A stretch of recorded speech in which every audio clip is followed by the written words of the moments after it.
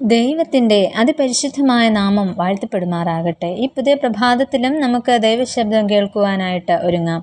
ഇന്നത്തെ വായന ഭാഗം യെഹെസ്കേൽ പ്രവചനം 1 മുതൽ 3 വരെയുള്ള അധ്യായങ്ങളാണ്. ഇന്നത്തെ കുറുവാക്യം വിശുദ്ധ ലൂക്കോസ് എഴുതിയ സുവിശേഷം 23 അധ്യായം 11 വാക്യം.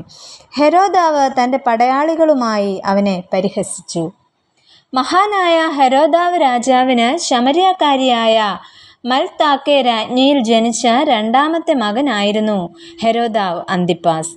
എന്നാൽ അന്തിപ്പാസ് എന്ന പേര് പുതിയ നിയമത്തിൽ എങ്ങും കാണുന്നില്ല. രാജാവ്, ഇടപ്രഭു എന്നീ സ്ഥാനപ്പേരുകളിലാണ് ഈ രാജാവിനെ അറിയപ്പെട്ടിരുന്നത്. മഹാനായ ഹെരോദാവിൻ്റെ മരണശേഷം രാജ്യം 3 വിഭജിക്കപ്പെട്ടതിനെക്കുറിച്ച് കഴിഞ്ഞ ദിവസം നാം മനസ്സിലാക്കിയതാണ്. അവിടെ ഗലീലയുടെയും യോർദാന് കിഴക്കുള്ള പെരേയയുടെയും ചുമതലയാണ് ഹെരോദാവ് അന്തിപ്പാസിന് ലഭിച്ചിരുന്നത്. എന്നാൽ അദ്ദേഹത്തിൻ്റെ ബാല്യകാലം എപ്രകാരമായിരുന്നു എന്ന് നോക്കാം. അന്തിപ്പാസും മൂത്ത സഹോദരൻ അർക്കലയാസും ഇളയ സഹോദരൻ ഫിലിപ്പോസും റോമിലായിരുന്നു ബാല്യകാലം ജീവിച്ചിരുന്നത്.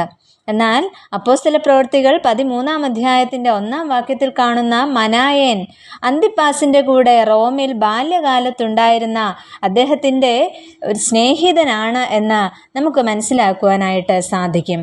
രാജ്യവിഭജനം കഴിഞ്ഞ് അന്തിപ്പാസ് ഹെരോദാവ് എന്ന പേരിൽ അറിയപ്പെട്ടു. തുടർന്ന് കൈസർ അന്തിപ്പാസിൻ്റെ സഹോദരനായ അർക്കലയാസിനെ നാട് കടത്തുകയും ചെയ്യുന്നു. ഹെരോദാവ് അന്തിപ്പാസ് തൻ്റെ തലസ്ഥാന നഗരം നസറേത്തിന് വടക്ക് സ്ഥിതി ചെയ്ത സെഫോറീസിൽ നിന്ന് ഗലീലക്കടലിൻ്റെ തെക്കു പടിഞ്ഞാറേ തീരത്ത് നസറേത്തിൽ നിന്ന് 34 കിലോമീറ്റർ വടക്ക് കിഴക്ക് ഒരു പുതിയ പട്ടണം സ്ഥാപിച്ച് അവിടേക്ക് മാറ്റുകയുണ്ടായി. തുടർന്ന് അക്കാലത്തെ റോമ ചക്രവർത്തിയായിരുന്ന തിബരിയാസിൻ്റെ ബഹുമാനാർത്ഥം പുതിയ തലസ്ഥാന നഗരിക്ക് ചക്രവർത്തിയുടെ പേരും നൽകുകയുണ്ടായി. ഉപയോഗശൂന്യമായ പുരാതന ശ്മശാന സ്ഥലമാണ് പുതിയ തലസ്ഥാനം സ്ഥാപിക്കുവാനായിട്ട് അന്തിപ്പാസ് അന്ന് തിരഞ്ഞെടുത്തത്. ചൂടുള്ള നീരുറവയാണ് തിബരിയാസിൻ്റെ പ്രത്യേകത. മാത്രമല്ല, മത്സ്യ വിപണനത്തിനും പേരുകേട്ട ഒരു സ്ഥലമായിരുന്നു തിബരിയാസ്. തുടർന്ന് തിബരിയാസ് ഒരു പ്രധാന യഹൂദ മതപഠന കേന്ദ്രമായി മാറുകയും ചെയ്യുന്നു.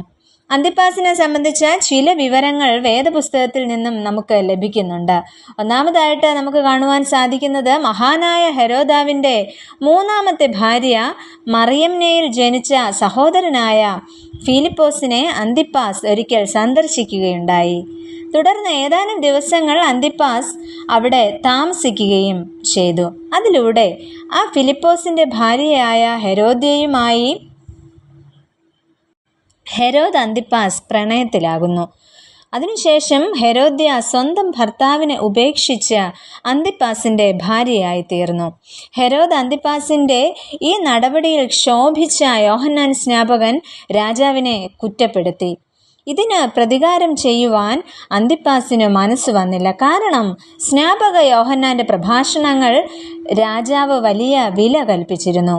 എന്നാൽ നിർബന്ധത്തിന് വഴങ്ങി അദ്ദേഹത്തെ തടവുകാരനാക്കി മാറ്റുകയാണ് ചെയ്യുന്നത്. എന്നാൽ മകളുടെ നൃത്തത്തിൽ സന്തുഷ്ടനായ രാജാവ് ചെയ്ത പ്രതിജ്ഞ നിറവേറ്റുവാൻ യോഹന്നാൻ സ്നാപകനെ അവിടെ ശിരച്ഛേദം ചെയ്യേണ്ടി വരുന്നു.